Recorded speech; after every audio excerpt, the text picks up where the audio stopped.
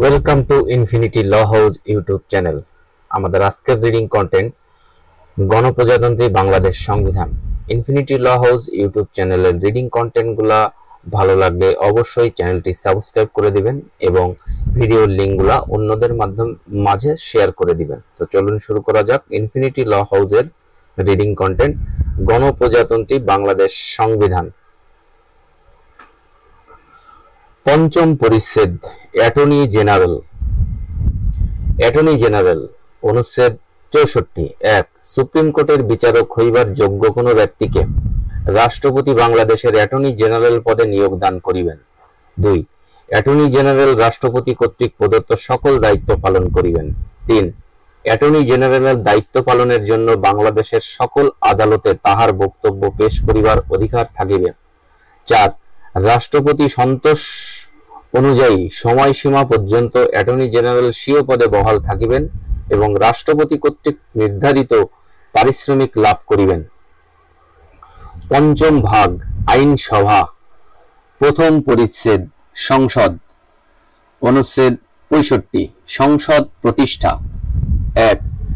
জাতীয় সংসদ নামে বাংলাদেশের একটি সংসদ থাকিবে এবং এই সংবিধানের বিধানাবলী সাপেক্ষে প্রজাতন্ত্রের আইন প্রণয়ন ক্ষমতা সংসদের উপর ন্যস্ত হইবে।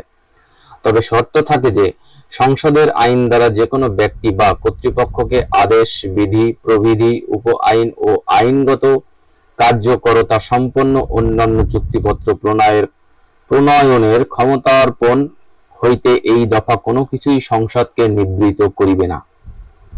2.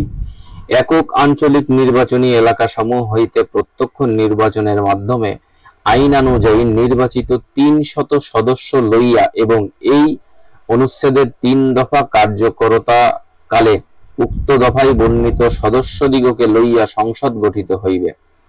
সদস্যগণ সংসদ সদস্য বলিয়া অভিহিত হইবে। 3. সংবিধানের সপ্তদশ সংশোধন আইন 2018 প্রবর্তন কালে বিদ্যমান সংসদের অব্যবহিত পরবর্তী সংসদের প্রথম বৈঠকের তারিখ হইতে শুরু করিয়া 25 বৎসর কাল অতিবাহিত হইবার অব্যবহিত পরবর্তীকালে সংসদ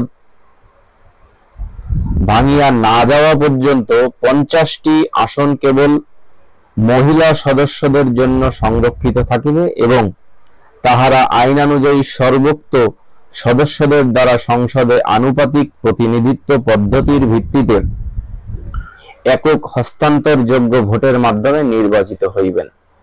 তবে শর্ত থাকে যে এই দফার কোনো কিছুই এই অনুচ্ছেদের 2 দফার অধীন কোনো আসনে কোনো মহিলা নির্বাচন নিবৃত্ত করিবে না।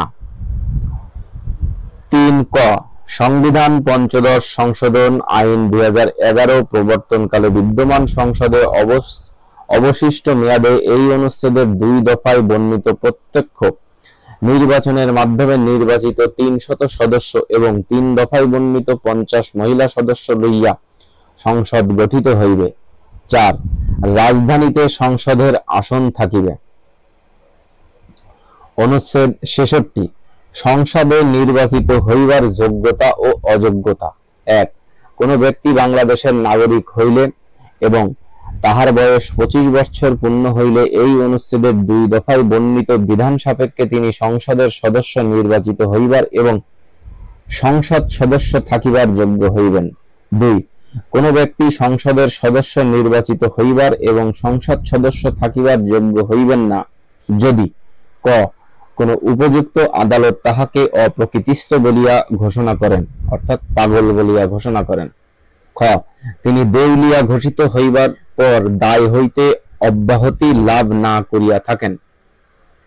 গ তিনি কোন বিদেশী রাষ্ট্রের নাগরিকত্ব অর্জন করেন কিংবা কোন বিদেশী রাষ্ট্রের প্রতি আনুগত্য ঘোষণা বা স্বীকার করেন। ঘ তিনি নৈতিক স্খলনজনিত কোন ফৌজদারি অপরাধে দোষী সাব্যস্ত হইয়া ন্যূনতম 2 বৎসরের কারাদণ্ডে দণ্ডিত হন এবং তাহার মুক্তি লাভের পর 5 বৎসর কাল অতিবাহিত না হইয়া থাকে। তিনি 1972 সালের বাংলাদেশের যোগসাজশকারী বিশেষ ট্রাইব্যুনাল আদেশের অধীন কোন অপরাধের জন্য দণ্ডিত হইয়া থাকেন। চ বাংলাদেশ আইনের দ্বারা পদাধিকারীকে অযোগ্য ঘোষণা করিতেছে না, এমন পদ ব্যতীত তিনি প্রজাতন্ত্রের কর্মে কোনো লাভজনক পদে অধিষ্ঠিত থাকেন, অথবা ছ তিনি কোনো আইনের দ্বারা বা অধীন অনুরূপ নির্বাচনের জন্য অযোগ্য হন। 2 ক অনুচ্ছেদ 2 দফার গ উপদফাতে যাহা কিছুই থাকুক না কেন, কোনো ব্যক্তি জন্মসূত্রে বাংলাদেশের নাগরিক হইয়া কোনো বিদেশী রাষ্ট্রের নাগরিকত্ব অর্জন করিলে এবং পরবর্তীতে উক্ত ব্যক্তি ক দ্বৈত নাগরিকত্ব গ্রহণের ক্ষেত্রে বিদেশী রাষ্ট্রের নাগরিকত্ব ত্যাগ করিলে, কিংবা খ অন্য ক্ষেত্রে পুনরায় বাংলাদেশের নাগরিকত্ব গ্রহণ করিলে, এই অনুচ্ছেদের উদ্দেশ্য সাধনকল্পে তিনি বিদেশী রাষ্ট্রের নাগরিকত্ব অর্জন করিয়াছে বলিয়া গণ্য হইবে না। 3 এই অনুচ্ছেদের উদ্দেশ্য সাধনকল্পে কোনো ব্যক্তি কেবল রাষ্ট্রপতি, প্রধানমন্ত্রী, স্পিকার, ডেপুটি স্পিকার, মন্ত্রী, প্রতিমন্ত্রী বা উপমন্ত্রী হইবার কারণে প্রজাতন্ত্রের কর্মে কোনো লাভজনক পদে অধিষ্ঠিত বলিয়া গণ্য হইবে না। 4 কোন সংসদ সদস্য তাহার নির্বাচনের পর এই অনুচ্ছেদের 2 দফায় বর্ণিত অযোগ্যতার অধীন হইয়াছে কি না, কিংবা এই সংবিধানের 70 অনুচ্ছেদ অনুসারে কোন সংসদ সদস্যের আসন শূন্য হইবে কিনা সে সম্পর্কে কোনো বিতর্ক দেখা দিলে শুনানি ও নিষ্পত্তির জন্য প্রশ্নটি নির্বাচন কমিশনের নিকট প্রেরিত হইবে এবং অনুরূপ ক্ষেত্রে কমিশনের সিদ্ধান্ত চূড়ান্ত হইবে।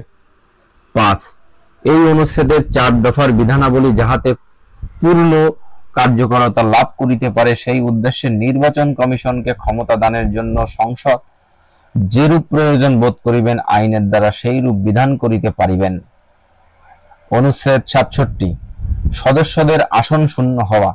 1 কোন সংসদ সদস্যের আসন শূন্য হইবে যদি ক তাহার নির্বাচনের পর সংসদের প্রথম বৈঠকের তারিখ হইতে 90 দিনের মধ্যে তিনি তৃতীয় তফসিলে নির্ধারিত শপথ গ্রহণ বা ঘোষণা করিতে ও শপথপত্রে বা ঘোষণাপত্রে স্বাক্ষর দান করিতে অসমর্থ হন, তবে শর্ত থাকে যে অনুরূপ মেয়াদ অতিবাহিত হইবার পূর্বে স্পিকার যথার্থ কারণে তাহা বর্ধিত করিতে পারিবেন।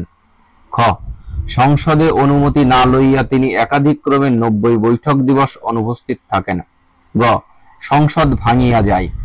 ঘ তিনি এই সংবিধানের 66 অনুচ্ছেদের 2 দফার অধীন অযোগ্য হইয়া যান, অথবা অমুক এই সংবিধানের 70 অনুচ্ছেদে বর্ণিত পরিস্থিতি উদ্ভব হয়। 2 কোন সংসদ সদস্য স্পিকারের নিকট স্বাক্ষরযুক্ত পত্রযোগে স্বীয় পদও ত্যাগ করিতে পারিবেন এবং স্পিকার কিংবা স্পিকারের পদ শূন্য থাকিলে বা অন্য কোনো কারণে স্পিকার স্বীয় দায়িত্ব পালনে অসমর্থ হইলে ডেপুটি স্পিকার যখন উক্ত পত্র প্রাপ্ত হন তখন হইতে উক্ত সদস্যের আসন শূন্য হইবে। অনুচ্ছেদ 68 সংসদ সদস্যের পারিশ্রমিক প্রভৃতি।